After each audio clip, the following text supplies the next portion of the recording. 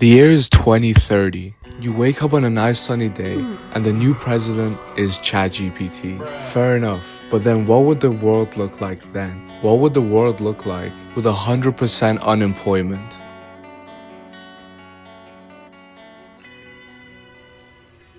There's a video I saw a couple months ago. It basically explained the progression of AI that we have right now. It explained the progress of intelligence we have on this AI is not linear. It's exponentially going smarter and smarter and smarter. And it predicted by the year 2030, either AI is gonna look at us and find us no better than mosquitoes and wipe us all out. Boring. But the other outcome was a little bit interesting. The other outcome was we would replace dogs. just like how we take care of dogs, the big daddy AIs would take care of us because we wouldn't have to do anything. We would just sit, live, survive, and let artificial intelligence just rule the world for us. Every main issue, every global crisis, every hunger issue, every political conflicts, everything will get resolved because of this super intelligent thing that we have. And the video ended there, but it didn't end there for me. I sat down thinking about what would that actually look like?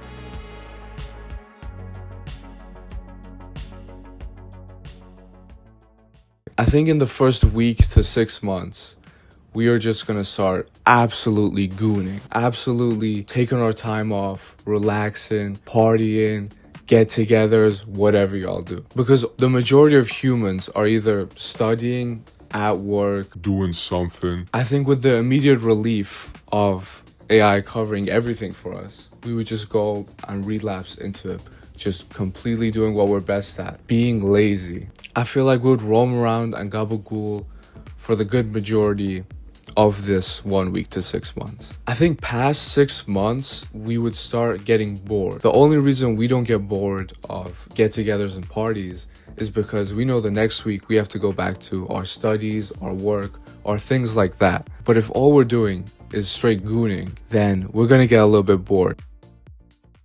I think 6 months to 2 years, we're gonna start getting new hobbies. The scholars are gonna go back to university and just learn from the artificial intelligence. The blue-collar workers will start building things or painting things. The entertainment industry would be worse than it already is. You're scrolling on Reels and you're seeing all these artificial intelligence videos. There would be artificial movies, absolute cinematic Christopher Nolan masterpieces being built straight up by computers. There would be any genre of music, any way you want it, created in no less than a minute. We would have so much entertainment, so much new content, so many shows and things that just never existed. It's all been just computer generated. So any content, any entertainment, any building, anything physical too. Buildings, skyscrapers, bridges, cars, boats, planes will all get built by the artificial intelligent robots to do it for them instead of us. Because we can always make human mistakes while they're near perfect. That's why all we could do is hobbies and things for fun. Because we don't really need to do them when we got the perfect models doing them for us.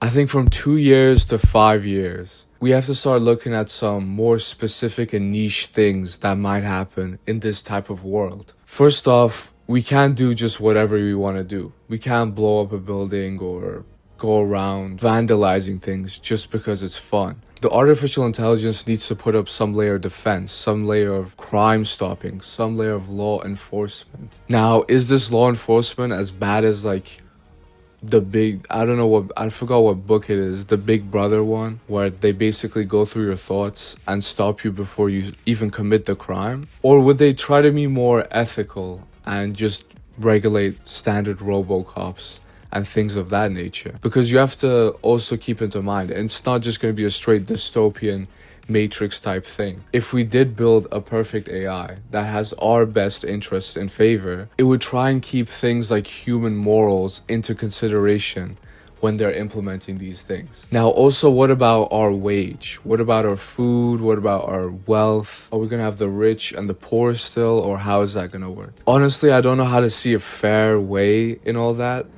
because you can't give the drunk man getting drunk every day and the guy actually trying to help artificial intelligence in the little way can, the same income. Because if we do that, it would start breaking into fights. That wouldn't be so pretty. So I do think there would be a scale of how much income you get based on what you do. Are you just straight gooning, or are you trying to help a little bit? And I think 5 years to beyond, it's just going to be straight us learning from the artificial intelligence and them getting better and better and better and better. And honestly, I don't know how the world would look like in 100 years. I don't know how the world would look like in 4 years to 2030. This is just something that was bothering me in my head, and I had to get it out somewhere. Something to think about, something to, you know, like, what would it really be like? But my question is, would that even happen? Let me explain myself. I don't know if I'm tripping, but the younger generations, like my baby cousins, whichever younger generation, younger sibling I've seen, has been smarter than me when I was their age. I think we're evolving to be smarter. I think in this day and age, we're such a intelligent civilization that I think intelligence thrives.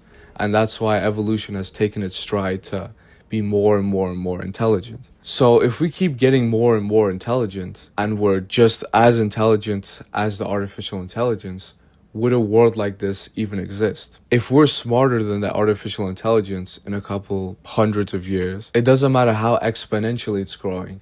We never know. Humans might also start exponentially growing in intelligence. And then a world like that would never start to begin with. And honestly, probably for the better. It's a pretty unsettling thing to think about. So the thing I got on my mind is my guy, Master Oogway. Master Oogway said something good. He said the past is history. The future is mystery. That's why now is the present. Because it's called and that's why now is called the present. And that's why it's called the present now. And that's why it's called the present now. Because it is the present. Yo.